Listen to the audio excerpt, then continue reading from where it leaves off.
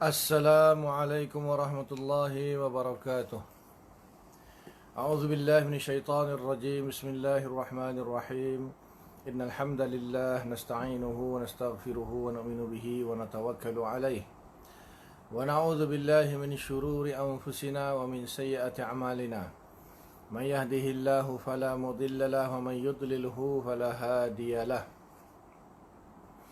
أشهد أن لا إله إلا الله وحده لا شريك له وأشهد أن محمدا عبده ورسوله اللهم صل على سيدنا محمد وعلى آله وصحبه أجمعين وبارك وسلم أما بعد بسم الله الرحمن الرحيم والعصر إن الإنسان لفي خسر إلا الذين آمنوا وعملوا الصالحات وتواصوا بالحق وتواصوا بالصبر صدق الله العظيم وقال رسول الله صلى الله عليه وسلم من سلك طريقا يلتمس فيه علما سهل الله له به طريقا إلى الجنة وكما قال صلى الله عليه وسلم. Alhamdulillah, syukur kita kepada Allah Subhanahu Wa Taala kerana masih lagi diberi kesempatan untuk kita luangkan masa kita untuk kita menyambung kuliah kita secara online, insya-Allah, yang berkaitan dengan ilmu hadis, insya-Allah. Berpandukan kitab Syarah Hadis 40 Imam Nawawi. Dan kita mulakan dengan bacaan umum kita Al-Fatihah. Alhamdulillah bil alamin arrahmanir rahim maliki yaumiddin. Iyyaka na'budu wa iyyaka nasta'in ihdinas siratal mustaqim siratal ladzina an'amta 'alaihim ghairil maghdubi 'alaihim waladdallin. Amin. Muka surat 35. Tajuk kita pada malam ini tanda-tanda hadis maudhu' ataupun hadis palsu. Di antara tanda-tanda hadis maudhu' yang dapat diketahui ialah yang pertama, ada sebab-sebab yang kuat yang mendorong seseorang meriwayatkan untuk membuat hadis itu. Misalnya Al-Hakim meriwayatkan dari Saif bin Umar At-Taimi, katanya, kami pada satu hari berada di tempat Sa'ad bin Tarif. Kemudian datang anaknya dengan tergesa-gesa serta menangis. Sa'ad berkata, mengapa? Anaknya menjawab, saya telah dipukul oleh guru. Dikala itu Sa'ad terus mengeluarkan satu hadis marfu' iaitu telah menceritakan kepadaku oleh Ikrimah dan Ibnu Abbas radhiyallahu taala anhuma bahawa Rasulullah SAW bersabda, Muallimu sibyanikum shirarukum aqalluhum rahmatan lil yatimi wa aghlazuhum 'alal masakin. Guru anak-anak kamu itu orang-orang yang paling jahat daripada kamu. Mereka sangat kurang kasih sayang kepada anak yatim dan amat kasar hati terhadap orang-orang miskin. Dan seperti hadis Al-Haraisatu tashuddu zahra, harisah itu menguatkan belakang. Hadis ini dibuat oleh seorang yang bernama Muhammad bin Hajjaj An-Nakhai, penjual harisah, yakni semacam bubur yang dibuat daripada gandum dicampur daging untuk melariskan buburnya. Bubur lambuk pun lebih kurang. Ada pula hadis yang kerana salah waktu menyalinnya jadilah hadis maudhu' seperti hadis takhayyamu bil aqiq, yang bermaksud berkhemahlah kamu di Padang Aqiq. Padang Aqiq adalah satu tempat di Zulhulaifah di mana di sana Rasulullah SAW menyuruh sahabat-sahabatnya berhenti memulakan ihram haji wida'. Tetapi kerana tersalah orang menyalinnya, maka ditulis di tempat ya pada taqayyum dengan tam. Jadi bunyinya takhattamu bil atiq, bercincinlah kamu dengan batu aqiq. Bil aqiq maknanya dengan batu aqiq. Hadis maudhu' ini terang-terang menyuruh memakai cincin batu aqiq dan penjualnya tentu akan mendapat laba ataupun keuntungan daripadanya kerana ada hadis yang kononnya menyuruh memakainya. Ini beberapa tanda hadis maudhu'. Maknanya sesuatu berlaku terus keluar hadis. Kejadian itu berlaku, jadi dia keluarkan hadis bersesuaian dengan kejadian tadi. Jadi anak dia kena rotan dengan guru dia sampai menangis, terus keluar hadis. Paling jahat guru anak kamu itu orang yang paling jahat daripada kamu. Mereka sangat kurang kasih sayang kepada anak yatim dan berkasar hati terhadap orang miskin. Jadi jelas dengan sebab kejadian tiba-tiba dia keluarkan hadis. Jadi di situ apa pasal ni tiba-tiba je kan. Sekarang tiba-tiba ada orang keluarkan hadis. Contohlah sekarang ni kan, tiba-tiba ada orang keluar hadis. Rasulullah SAW telah bersabda, "Taklah kamu menggunakan vaksin kerana vaksin itu boleh mencegah penyakit." Itu apa tiba-tiba? Apa tiba-tiba ada hadis pula pasal vaksin pula dah. Contohnya macam itulah, bila ada satu kejadian tiba-tiba keluar hadis. Ada satu kejadian keluar hadis kan. Memanglah kadang-kadang memang ada kejadian-kejadian yang kita boleh keluarkan hadis, tetapi hadis itu biasa didengar lah. Maknanya orang bila dengar pun orang tahu tu hadis. Ini lain macam je bunyi dia. Lain macam je bunyi. Lepas tu orang yang jual bubur, dia nak lariskan bubur dia keluar hadis. Keluar hadis. Sebab dia tukang jual bubur. Dia jual bubur, lepas tu dia keluarkan hadis tentang kelebihan bubur dia. Jadi lain macamnya kan. Kemudian satu lagi, tersalah salin. Nabi kata takhayyamu, pakai ya. Takhayyamu tu berkhemahlah kamu bil Aqiq, satu tempat di Aqiq lah, di Zulaifa ada nama tempat di Aqiq. Jadi dia tersalah tulis, dia tak tulis ya, dia tulis ta. Jadi takhattamu tu pakailah cincin bil Aqiq, dengan batu Aqiq katanya. Jadi itu belum lagi satu hadis kan, habbatus sauda shifaun min kulli da. Jadi habbatus sauda tu ha dengan ba kan, ta. Ha batu ba batu ta marbuta. Habbatus sauda, biji habbatus sauda. Ada yang tersalah tulis, ni hayatus sauda. Ba tu titik satu, dia tertitikkan dua kerana tak tahulah titik tu kerana dakwat terpercik jadi nampak macam dua titik ke atau macam mana ke, Allahualam. Jadi dibaca hayatus sauda. Maknanya jadi apa? Ular hitam, syifaun min kulli da, adalah penyembuh bagi segala penyakit. Ular hitam jadinya. Jadi itu kerana kadang-kadang tersalah salin, tersalah tengok. Itu antara punca-punca. Itu bukan hadis lah, maknanya walaupun tu tak disengaja kan.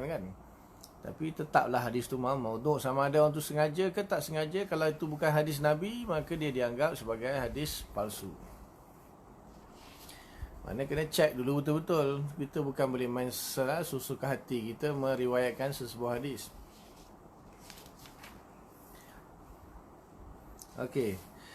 Sebenarnya kalau kita nak mengetahui hadis-hadis palsu ni, ada dua kategori lah. Ada dua kategori. Satu, hadis palsu yang masyhur. Hadis palsu yang masyhur, yang daripada dulu lagi masyhur, turun-temurun. Sampai tahap ulama' mengarang kitab. Ulama' mengarang kitab mengumpulkan hadis-hadis palsu tu. Saya ada dalam 5-6 buah kitab ulama' yang mengarang tentang hadis palsu yang masyhur. Maknanya dah dimasyhurkan lah, maksud turun temurun diriwayatkan hadis tu, padahal dia palsu, dia bukan hadis Nabi. Yang satu lagi, bila masa saja boleh direka hadis palsu. Ini yang maknanya kategori bukan masyhur lah. Maknanya sekarang ni pun ada orang boleh buat hadis palsu.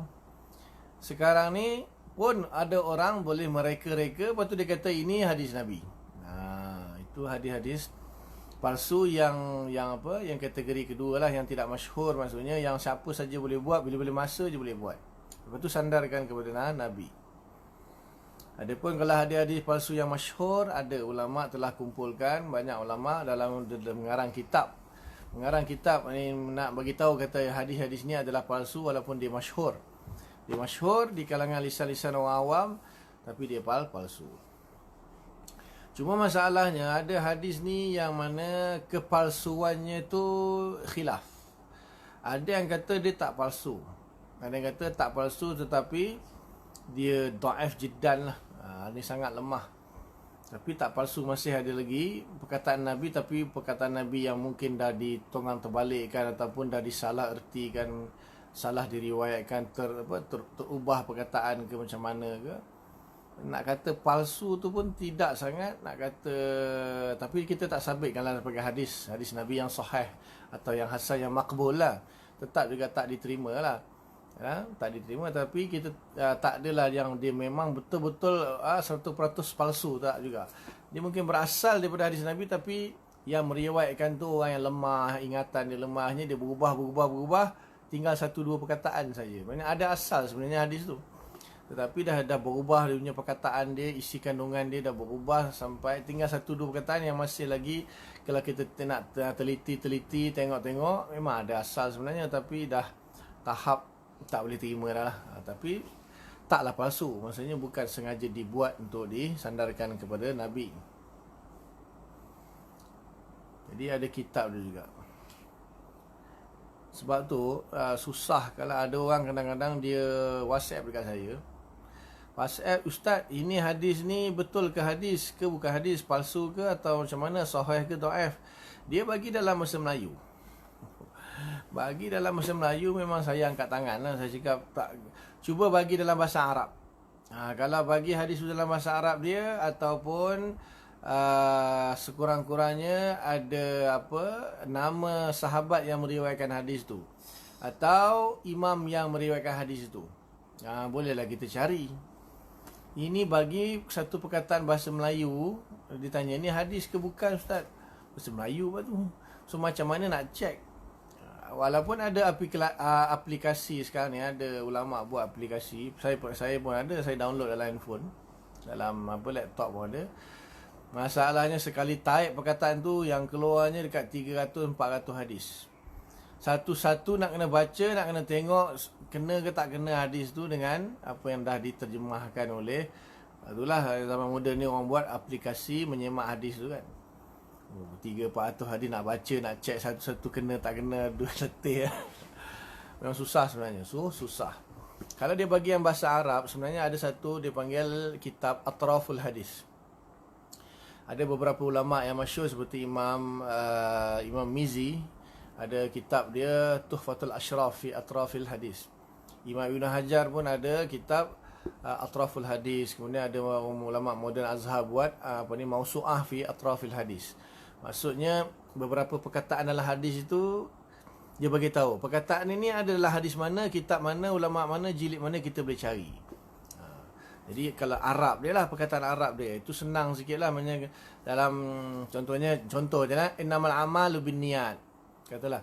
So ada perkataan niat di situ kan. So kita boleh cari lafaz, hadis yang ada lafaz niat ini dalam kitab mana yang ada. Contohlah.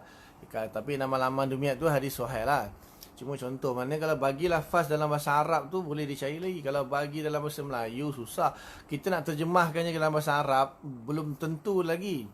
Lafaz yang kita terjemah tu memang itulah hadis dia yang sebenar. Memang susah. Itu bab tu memang susah. Tapi itulah dia yang selalunya yang dibahaskan tu, hadis-hadis masyhur yang sudah pun hadis-hadis palsu yang sudah masyhur. Contohnya bulan Rajab kan. Bulan Rajab ni memang banyak hadis palsu. Itu diakui sendiri. Imam Ibn Hajar Asqalani ada mengarang Qaulul Ajab fima warada anil Rajab. Memang Ibn Hajar Asqalani, Imam Ibn Hajar Asqalani ada mengarang kitab tentang hadis-hadis bulan Rajab ni. Memang banyak yang palsu. Tetapi bukan bermakna bulan Rajab ni langsung kita tidak boleh buat amalan. Selalunya buat puasa lah. Puasa Rajab tu yang banyak hadis palsunya. Tapi bukan bermakna kita tak boleh puasa bulan Rajab. Itu satu hal lagi. Ada hadis-hadis yang sahih dalam Sahih Muslim mengatakan puasa yang afdal tu puasa bulan haram. Jadi Rajab termasuk dalam bulan haram. Maka ada, dan dalam Sahih Muslim pun ada hadis yang Nabi puasa Sya'ban, dan juga selain Sya'ban Nabi puasa bulan Rajab. Cuma yang palsunya itulah pahala-pahala yang dijanjikan, siapa memberitahu kemasukan bulan Rajab lah, siapa yang puasa awalnya macam-macam. Itu kalau palsu sekalipun hadis itu, tak bermakna kita tak boleh puasa bulan Rajab. Ini yang kononnya nak menyebarkan hadis, oh bulan Rejab ni hadis palsu banyak. Akhirnya orang nak puasa pun takut, nak buat amalan pun takut. Buat je amalan, puasa je. Cuma kita tak mengamalkan hadis palsu tu. Kita mengamalkan hadis sahih yang berkaitan dengan Rejab. Jadi adalah dengan cerita pun terjemahan hadis-hadis palsu pun diedarkan juga. Tapi itulah, tak semestinya hadis palsu tu disepakati. Ada setengah tu masih diperselisihkan. Maksudnya ada yang kata palsu, ada yang kata tidak palsu. Yang sepakat palsu tu jelaslah, itu memang sepakat palsu. Ni yang tak sepakat ni. Maknanya orang nak menilai yang mana satu yang lebih kuat, itu perlu kepada kepakaran lah. Perlu kepada kepakaran. Yang kedua, hadis yang menyalahi dengan akal, iaitu dengan perkara yang mudah difahami dan didapati dengan akal. Misalnya seperti hadis, Inna safitatan Nuhin tafat bil baiti sab'an wa salat bil maqam raka'atain. Bahawasanya bahtera Nabi Nuh bertawaf 7 kali keliling di Kaabah dan bersembahyang di makam Nabi Ibrahim 2 rakaat. Macam mana tu tawaf apa ni? Bahtera Nabi Nuh, kapal Nabi Nuh tu tawaf dia di Kaabah 7 kali, lepas tu siap sembahyang 2 rakaat lagi. Kapal sembahyang 2 rakaat macam mana tu? So akal kita tak boleh nak terima lah benda tu. Itu jelas lah palsu. Tapi tak juga tak juga ada hadis-hadis yang kadang-kadang kita tengok zahirnya memang akal tak boleh nak bayangkan. Ada sebuah hadis dalam Sahih Muslim. Ada sebuah hadis dalam Sahih Muslim, Nabi tanya kepada Abu Dzar radhiyallahu anhu, tahu tak kamu masa tu waktu maghrib, matahari sedang terbenam. So Nabi tanya kepada Abu Dzar, tahu tak matahari ni lepas dia terbenam dia pergi mana? Hadis sahih ni, Sahih Muslim. Abu Dzar kata, wallahu rasulul alam. Maka Nabi kata, setelah tenggelam, dia akan naik ke arash, sujud di depan arash. Matahari ni akan naik ke arah dan sujud di arash, dan dia akan tunggu arahan daripada Allah Ta'ala. Maka Allah Ta'ala akan arahkan dia ketika dekat waktu subuh. Allah Ta'ala akan arahkan dia, wahai matahari, pergilah engkau terbit di mana engkau selalu terbit, iaitu di belah timur. Maka dia pun pergi ke timur, lalu dia terbit sebelah timur. Begitulah setiap hari. Ya, setelah dia terbenam di barat, dia akan pergi ke arah sujud. Matahari sujud. Bayangkanlah matahari sujud tu macam mana tu. Kemudian satu hari nanti Allah kata, wahai matahari, terbitlah engkau sebelah barat. Ketika itu kiamat akan berlaku. Masuk akal tak masuk akal? Itu memang akal macam mana ni. Dia terbenam, lepas tu naik arah sujud, lepas tu pergi ke timur, terbit, lepas tu terbenam, naik arah sujud, sampailah dekat kiamat. Dia Allah Ta'ala perintahkan, dia akan pergi ke barat, terbit sebelah barat. Itu akal tak boleh nak tak boleh nak cerna tu. Itu tak semestinya.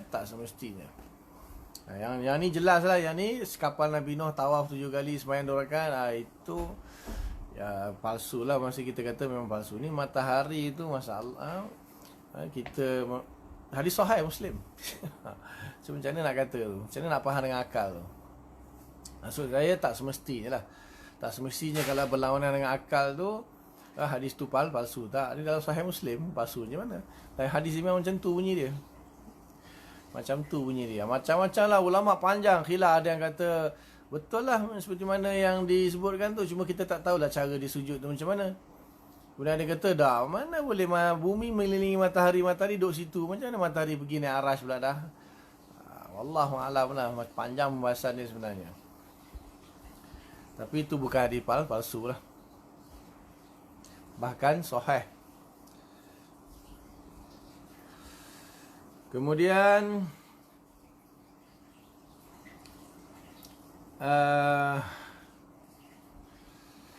akal tidak mungkin menerima kejadian seperti itu. Yang demikian tidak munasabah sama sekali.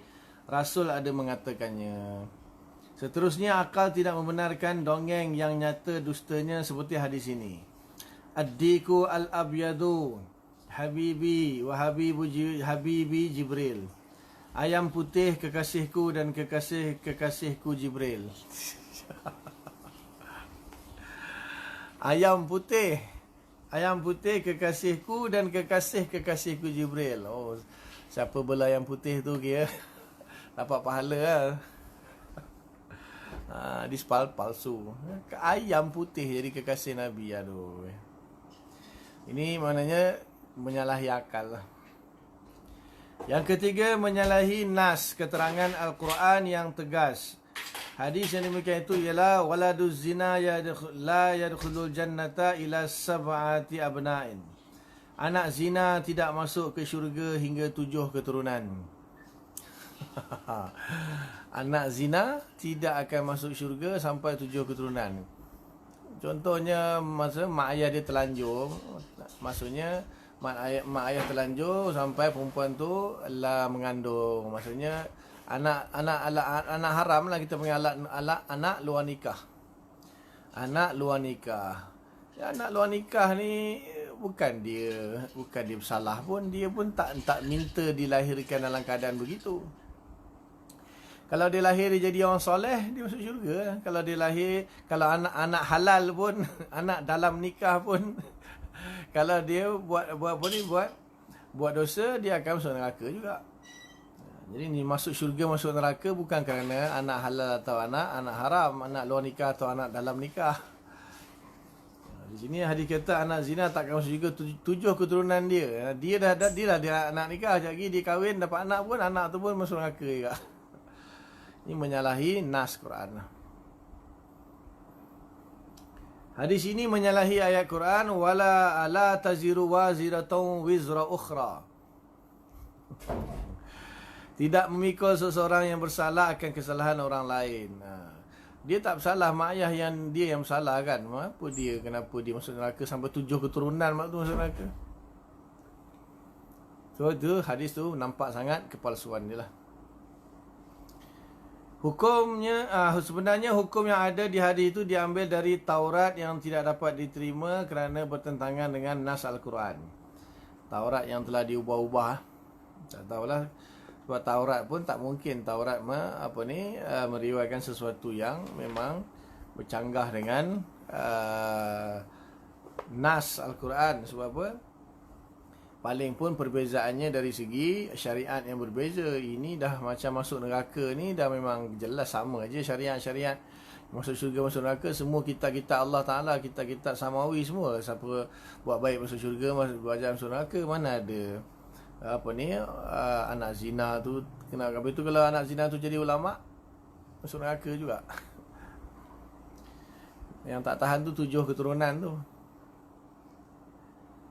Seterusnya, satu hadis itu dihukumkan maudhu' bila menyalahi dengan kaedah umum yang diambil dari Al-Quran dan Al-Hadis. Misalnya seperti hadis, man ulida lahu waladun wa sammahu Muhammadan kana huwa wa mauluduhu fil jannah.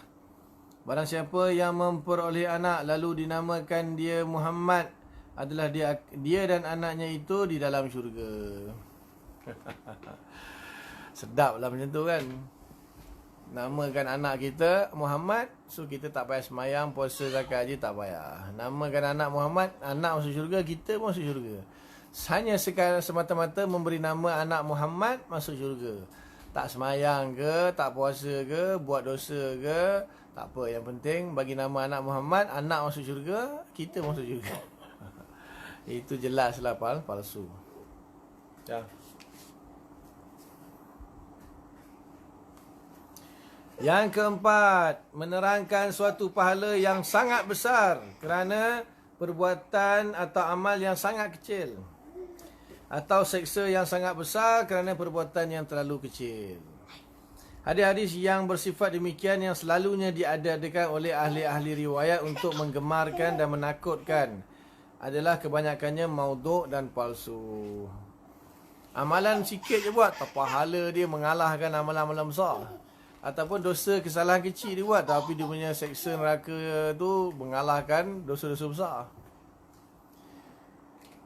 Di antaranya, man sallat duha kaza raka'atan u'tiya thawab sab'ina nabiyan. Barang siapa yang bersembahyang duha sekian rakaat diberikan pahala 70 orang nabi. Wah, 70 nabi sembahyang duha je. Nabi tu semua hidup jadi Nabi, pahala dia bukan seorang, 70. 70 orang Nabi punya pahala. Di semain duha je dapat pahala 70 orang Nabi. Man qala la ilaha illallah khalaqallahu ta'iran lahu sab'una alfa lisanin likulli lisanin sab'una alfa lughatin yastaghfiruna lahu. Tu dia.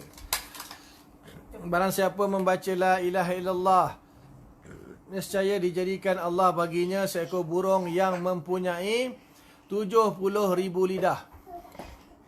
Bagi tiap-tiap lidah mempunyai 70,000 bahasa yang memohonkan ampun baginya. Tu dia.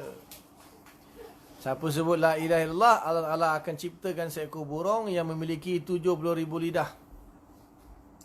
Akan memiliki 70,000 lidah. Burung yang ada 70,000 lidah. Setiap lidah akan berbicara 70,000 bahasa yang akan setiap bahasa memohon keampunan untuk dia. Tu dia.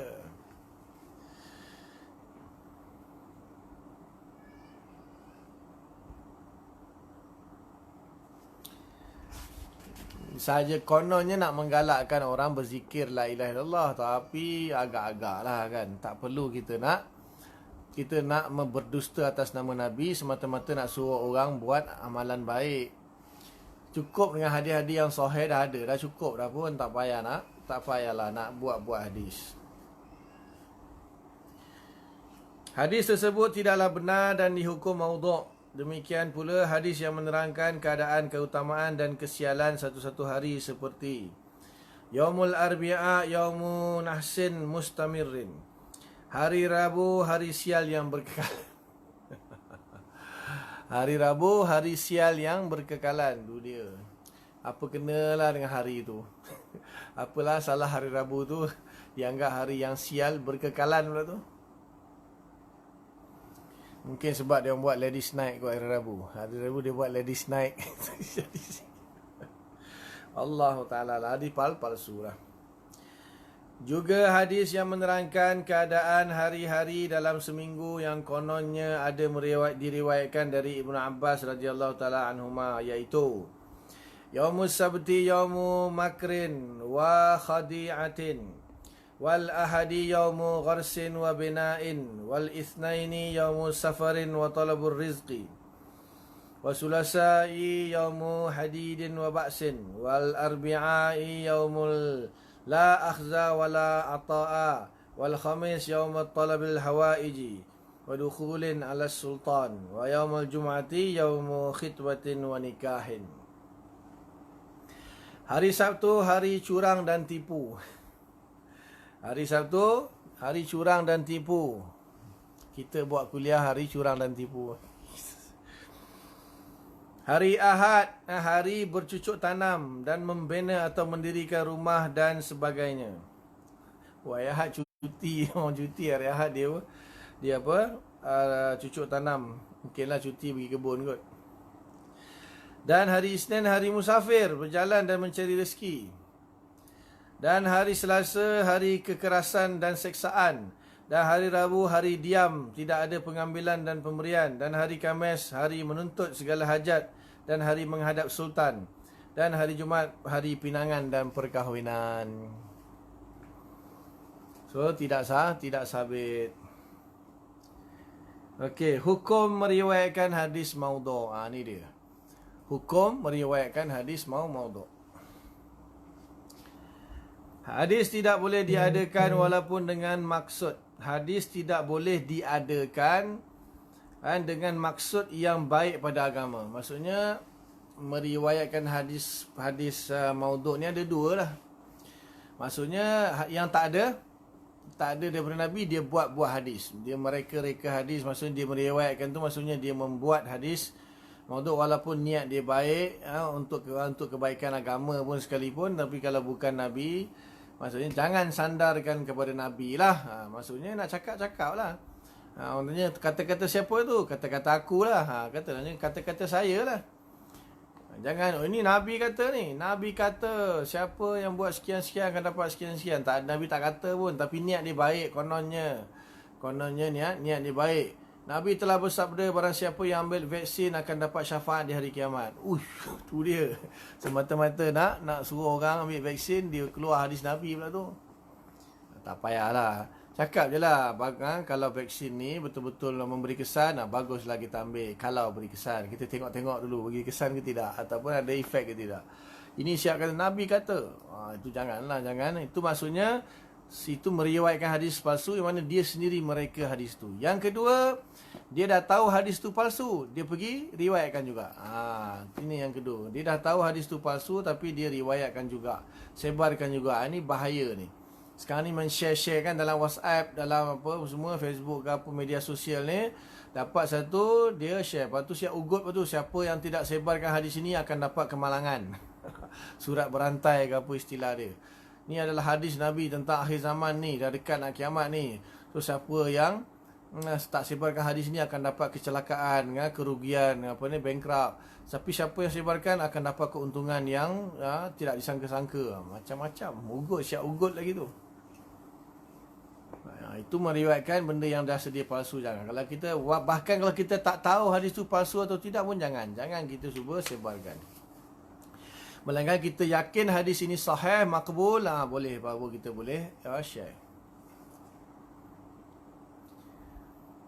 Orang yang mengadakannya dianggap orang yang berdusta terhadap Rasul, dan orang yang menggunakan nama baginda dengan menggunakan hadis itu akan dimasukkan ke dalam neraka. Rasulullah SAW bersabda menurut riwayat Imam Muslim rahimahullah ta'ala daripada Ali radhiyallahu ta'ala anhu, la takzibu alayya fa innahu man yakzibu alayya yalijin nara.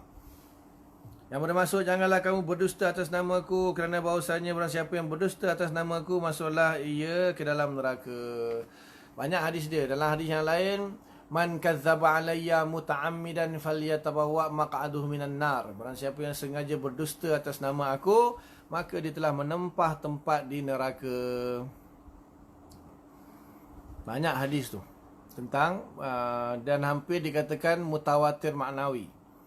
Mutawatir maknanya, maksudnya mutawatir tu riwayat yang banyak di kalangan sahabat secara makna lah, maksudnya lafaz dia lain-lain tetapi makna dia sama, iaitu siapa yang sengaja berbohong atas Nabi telah menempah tempat di neraka. Hadis mutawatir. Jelaslah bahawa mengadakan hadis adalah dusta terhadap Rasul, dan lebih besar kedustaan itu serta membawa kepada kufur. Kalau bersengaja mengadakan hukum menghalalkan yang haram, dan sebaliknya dengan menggunakan dan mengadakan hadis. Apalagi kalau hadis tu dia nak menghalalkan yang haram, mengharamkan yang halal, guna nama Nabi. Itu lagi parah tu. Itu boleh jadikah kafir silap-silap. Boleh jadikah kafir. Semata-mata nak menghalalkan sesuatu, diriwayatkan hadis Nabi, buat-buat. Buat-buat hadis. Atau nak mengharamkan yang halal atau menghalalkan yang haram, macam-macam lah. Itu lagi bagi besar, lagi boleh membawa kepada kekufuran, na'udzubillah. Dengan demikian, maka tidaklah diharuskan bagi orang yang mengetahui keadaan sesuatu hadis maudhu' meriwayatkannya dalam apa jua perkara. Tidak harus bagi orang yang mengetahui keadaan sebuah hadis maudhu'. Dia tahu hadis ni maudhu', maka dia tak boleh riwayatkan. Dia pastilah, dia pasti hadis tu maudhu' atau dia tak pasti. Tak pasti pun tak boleh riwayat. Maksudnya tak pasti mana hadis ni sahih ke tak, dhaif ke tak, palsu ke tak, dia tak tahu. Tak payah riwayat. Kenapa nak kena riwayatkan, kenapa? Baik urusan fadail amal, iaitu amal-amal yang utama. Amal yang utama kan kita dah bahas. Hadis dhaif boleh lagi, dhaif yang dengan syarat-syaratnya. Tapi kalau dah palsu, tak boleh buat apa lah. Kalau palsu, memang tak boleh riwayat. Walaupun dalam fadilah amal. Dan perkara fadilah Quran, dalam usaha menggemar dan menakutkan manusia, dan dalam cerita dan nasihat, mahupun dalam urusan menerangkan sifat Allah, dalam hukum-hukum yang bertalian dengan halal dan haram, kecuali dengan menerangkan kepalsuannya. Itu boleh. Menerangkan kepalsuannya boleh. Maksudnya dia riwayatkan, macam contohlah kitab ni kan. Kitab ni menulis contoh hadis palsu. Boleh lah. Macam saya kuliah, saya bagi tahu, saya meriwayatkan hadis palsu, nak bagi contoh. Nak bagi tahu ini contoh hadis palsu, ni dia. Itu tak apalah riwayat, tapi kena terang, wajib menerangkan ini hadis palsu. Kita kena bagi tahu. Sebab kita just meriwayatkan tu bukan nak bagi tahu, kita nak bagi contoh hadis palsu. Wajib dia memberi tanbih atau peringatan bahawa hadis yang saya riwayatkan tadi adalah contoh hadis palsu. Dia kena bagi tahu. Kesimpulannya, hadis maudhu' tidaklah boleh diterangkan dan diriwayatkan sama sekali dalam apa jua perkara kecuali kalau dijelaskan kepalsuannya dan dicegah mengamalkannya. Dia kena bagi tahulah, maknanya dalam maqam ta'lim lah, dipanggil maqam ta'lim dalam ketika kita mengajar orang tentang hadis palsu, kita bolehlah kita beritahu contoh dia. Ini adalah contoh-contoh hadis palsu sekian. Masalahnya orang dia edit sekarang ni. Dia edit, dia potong, tengok ustaz tu riwayatkan hadis palsu. Padahal ustaz tu nak bagi contoh hadis palsu.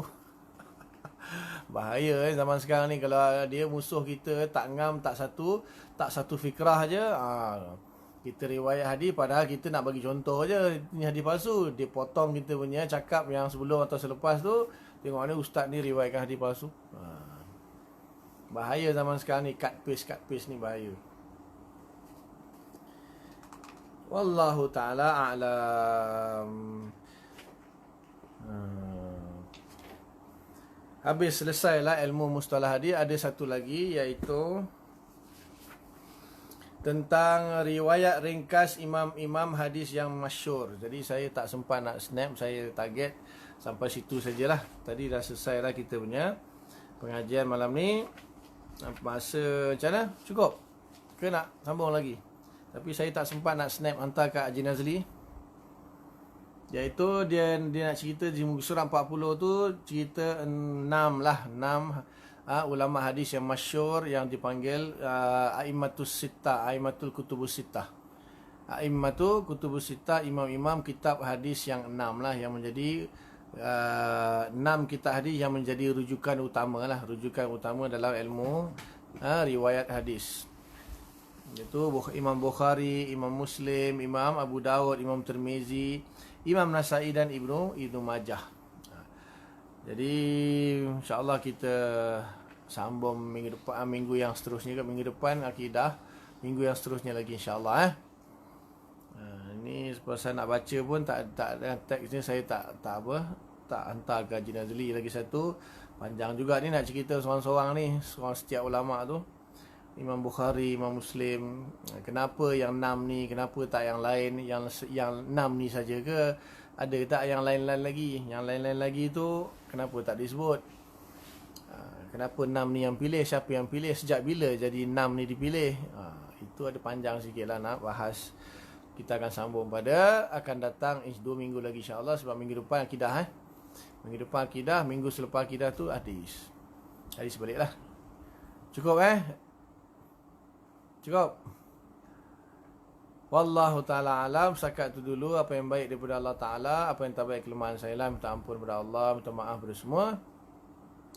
Mudah-mudahan Allah Ta'ala bagi taufik untuk kita faham apa yang sampaikan dan kita tangguh dengan kafarah balik. Subhanallah bihamdika, nasyhadu an la ilaha illa anta, nastaghfiruka wa natubu ilaik. Subhana rabbika rabbil izzati amma yasifun wa salamun alal mursalin walhamdulillahi rabbil alamin. Assalamualaikum warahmatullahi wabarakatuh.